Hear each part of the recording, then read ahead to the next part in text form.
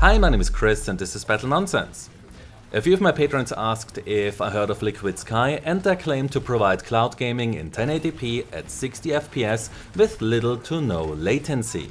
So that got me interested, as latency was one of the biggest problems for all previous attempts to deliver a good cloud gaming service. But what is that?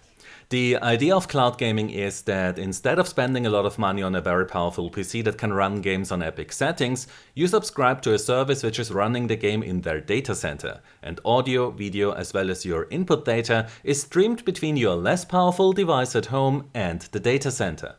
Where LiquidSky differs from other cloud gaming services is that you are not limited to a catalog of games provided by the service. Instead, you get access to a virtual PC where you can install any game that you own. The pricing is also a bit different, because when you go for a subscription, then you get a specific amount of Sky credits per month.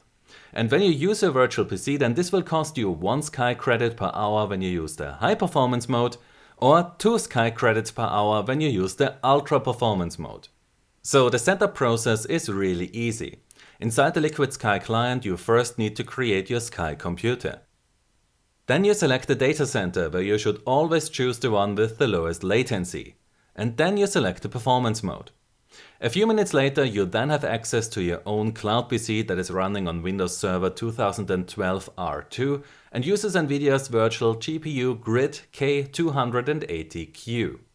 In the high performance mode, you get 3 CPU cores running at 2.6 GHz and 8 GB of RAM. And in the ultra performance mode, you get 7 CPU cores also running at 2.6 GHz and 16 GB of RAM. Inside this virtual PC, you can now log into Steam, download Origin, Uplay or Battle.net, and then install and play any of the games that you own. So this is really great, as you are not limited to a fixed catalog of games now. However, the security of your account data is a concern here. When you press the F10 key on your keyboard, then you open the LiquidSky overlay. Here you can see how much of your hard disk space you have used, how many Sky credits you have left, and you can change input settings and quite a few other things.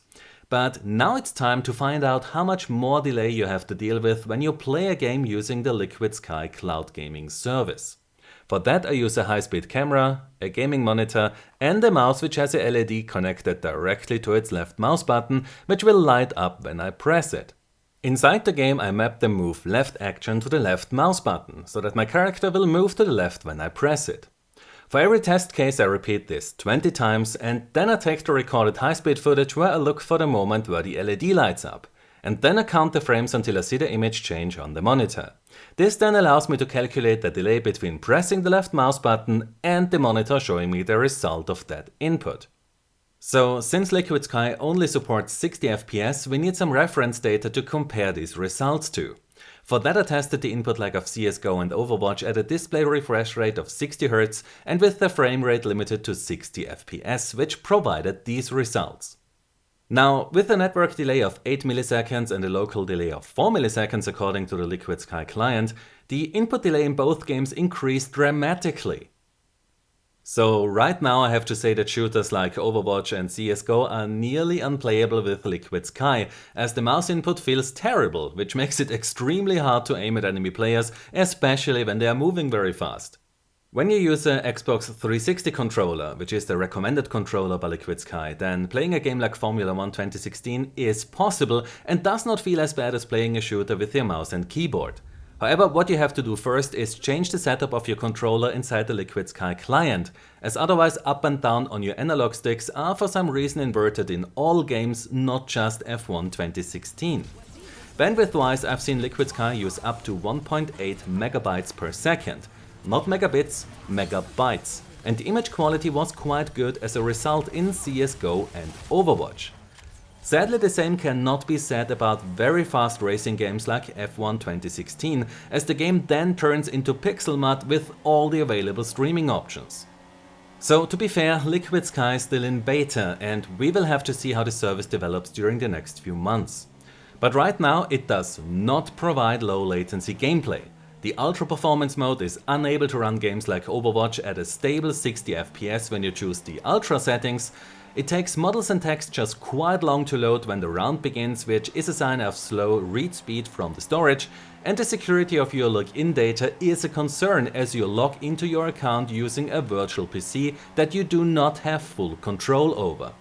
So currently LiquidSky is sadly not able to provide you with the experience that comes close to playing your games locally on your PC or console.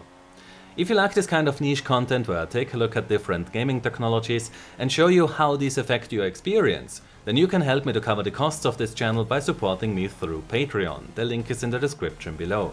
Also, if you want to know what I'm currently working on, then you can follow me on Twitter or Facebook. The links are also in the description of this video.